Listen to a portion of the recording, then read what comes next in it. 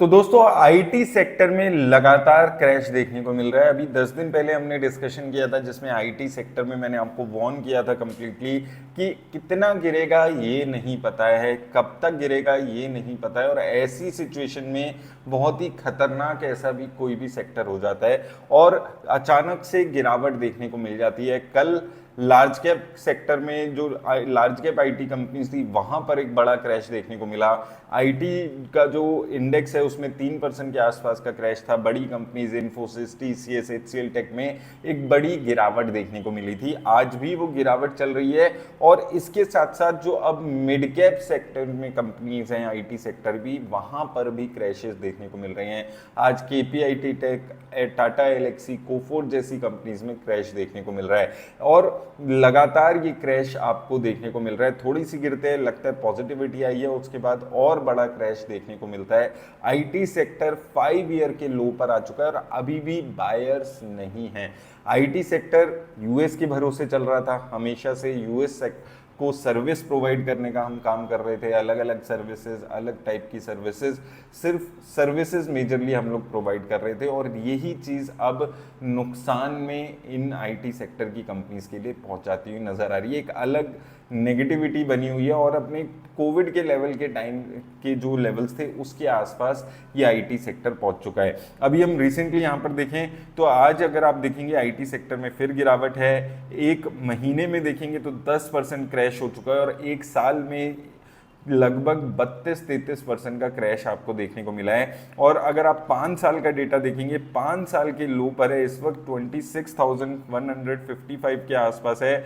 5 साल पहले जब गिरावट आई थी 2022 में, तब भी इतनी खराब हालत आईटी सेक्टर में आपको नहीं देखने को मिली थी। बड़ी कंपनीज देखें, हर कंपनी में आप इन्फोसिस देखेंगे तो 1,000 रुपये से नीचे आ चुका है।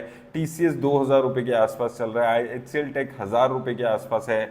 विप्रो पे तो बात ही करना बेकार है। इसके अलावा कोफोर्ज में आज 4% का क्रैश आया हुआ है और लगातार क्रैशेस देखने को मिल रहे हैं। इसके अलावा अगर आप देखें टाटा एलेक्सी, जो एक टाइम पे माना जा रहा था मल्टी बैगर कंपनी बनने वाली है, यहाँ पर 5% का क्रैश है इस वक्त। अभी भी वैल्यूएशन हायर नजर आती है। यहाँ पर अगर आप देखें 5 साल का डेटा इसका देखेंगे तो लगभग 5 साल पुराने प्राइसेस से भी नीचे टाटा एलेक्सी चला गया है। और एक टाइम पे ऐसा माना जा रहा था कि एक मल्टी बैगर कंपनी बनी थी, ये 600 रुपये से 6,000 रुपये, 9,000 रुपये, 10,000 रुपये तक पहुंच गई थी और उसके बाद से लगातार क्रैशेस देखने को मिल रहे हैं। रीजन, सिंपल रीजन है, स्टॉक में गिरावट है। क्यों? क्योंकि प्रॉफिट और सेल्स ग्रो नहीं हो रही है। 3 साल में 6% और 3 साल में प्रॉफिट नेगेटिव 3% ग्रोथ है। आज अगर आप देखें केपीआईटी टेक की हालत खराब है, 15.5% का क्रैश केपीआईटी टेक में देखने को मिला है। यहाँ पर अगर आप देखें आज ये अपने 5 साल के लेवल से अगर आप इसके यहाँ पर देखेंगे तो 5 साल के लेवल्स के आसपास पहुँचते हुए नजर आ रहा है। सीधा सीधा 3 साल के लो पे है, 5 साल के लो के आसपास ये कंपनी अपने पहुँचने की तैयारी कर रही है और अभी भी वैल्यूएशंस 22 के आसपास है। बड़ी कंपनीज की 12-13 के आसपास की वैल्यूएशन है। यहाँ पर भी एक रीजन है, एक तो पिछले सालों में ग्रोथ नहीं है और आने वाले टाइम में भी कंपनी की गाइडेंस है कि 1-1.5%, 2% नेगेटिव रेवेन्यू ग्रोथ हो सकती है। परसिस्टेंट सिस्टम, यहाँ पर अगर आप देखेंगे, यहाँ पर भी अभी रिसेंटली बड़ा क्रैश देखने को मिला था। यहाँ पर 6,000 रुपये, 7,000 रुपये पहुंचा और उसके बाद 4,000 रुपये के आसपास आ चुके हैं। यहाँ पर भी सेम चीज़ है, अभी ग्रोथ आ रही है लेकिन आगे आने वाली ग्रोथ पे डाउट है।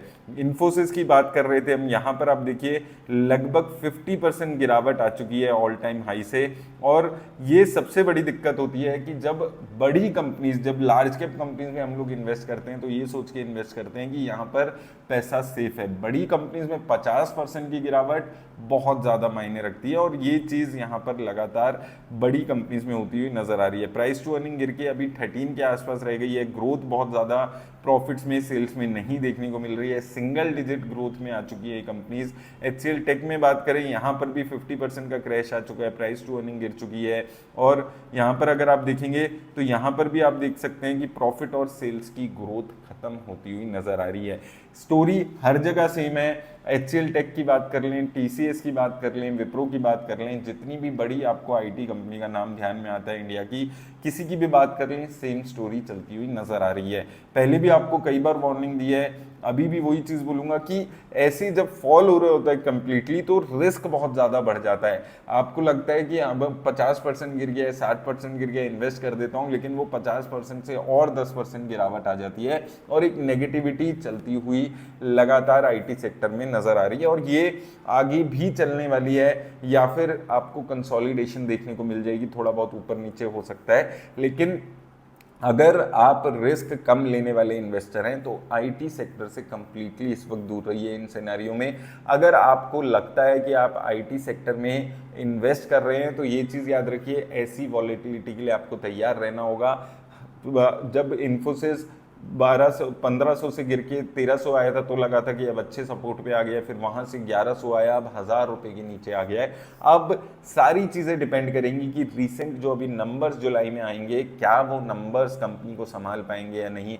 अगर वो नंबर्स भी ऐसे खराब नंबर्स आते हैं जैसे अभी तक देखने को मिल रहे हैं तो आईटी सेक्टर में आपको एक लंबा इंतजार करना पड़ सकता है। इसलिए थोड़ा सा अगर आप आईटी सेक्टर में इन्वेस्ट कर रहे हैं तो बच के रहिएगा, अपना रिस्क समझ के इन्वेस्ट करिएगा। सिर्फ इस लालच में कि कोई कंपनी 40% 50% क्रैश हो चुकी है, आपको इन्वेस्ट नहीं करना है। लगातार ये जितनी भी कंपनीज हैं वो गिरावट दिखा रही हैं और आने वाले टाइम में भी ऐसा ही कुछ आपको एक्सपेक्ट करके चलना है, या तो कंसोलिडेशन या थोड़ी सी गिरावट। यूएस में जैसे ही एआई से रिलेटेड कुछ भी न्यूज़ आती है, पॉजिटिव न्यूज़ आती है, तो यहाँ पर आईटी कंपनीज गिरनी शुरू हो जाती है, और ये चीज़ पिछले कई टाइम से आपको देखने को मिल रही है। और यही चीज़ पिछले कई टाइम से आपको देखने को मिल रही है। या तो एआई में कुछ करना होगा या एआई के फुल ट्रांजिशन का वेट करना होगा। हो सकता है एआई का ट्रांजिशन इन आईटी कंपनीज को और ज़्यादा मजबूत बनाए, लेकिन अभी के लिए जैसे हम पिछले 1 साल से बात कर रहे हैं, थोड़ा सा आपको बच के रहना होगा। अगर हाई रिस्क लेने वाले इन्वेस्टर हैं तो ही आईटी सेक्टर में इन लेवल्स पे इन्वेस्ट करने के बारे में सोचिएगा, नहीं तो अपना बाकी कंपनीज है वहाँ पर देखिए। ओवरऑल मार्केट में भी नेगेटिविटी है, लेकिन स्पेसिफिकली आईटी सेक्टर में सिर्फ इंडिया की बात नहीं है, यूएस में एसेंचर जैसी कंपनीज जो हैं जो आईटी सेक्टर की में सर्विस प्रोवाइड करती है, उनकी भी हालत ऐसी ही है जैसी अपनी आईटी सेक्टर की कंपनीज हैं। तो आईटी सेक्टर में सर्विस प्रोवाइड करने वाली जो कंपनीज हैं उनकी हालत ज़्यादा खराब है। लोगों को लग रहा है कि आईटी सेक्टर में रेलेवेंस खत्म हो जाएगी, बहुत ज़्यादा इन्वेस्टमेंट नहीं होगी, एटलीस्ट ग्रोथ नहीं होगी। और दूसरी चीज़ क्या है कि ओवरऑल जो कंपनीज हैं वहाँ पर भी ग्रोथ नहीं हो रही है। तो कंपनीज के लिए आईटी सेक्टर एक सपोर्ट सर्विस का काम करता है, तो बहुत ज़्यादा ह्यूज इन्वेस्टमेंट होगी आईटी सेक्टर में या नहीं होगी, ये भी एक बड़ा क्वेश्चन है। तो एआई का खतरा तो अभी रिसेंट है, लेकिन इसके साथ साथ पहले से ही हमारी आईटी कंपनीज की हालत खराब थी। मैं रिपीटेडली आपको बोल रहा था कि इन कंपनीज में ग्रोथ नहीं आ रही है, और पिछले 3 साल से तो मैं आपको लगातार अपडेट कर रहा हूँ कि 2% की ग्रोथ की गाइडेंस आती है तो शेयर भागने लग जाता है। तो इसलिए वॉलेटिलिटी रहेगी, ऐसा नहीं है कि वन साइडेड गिरावट आएगी।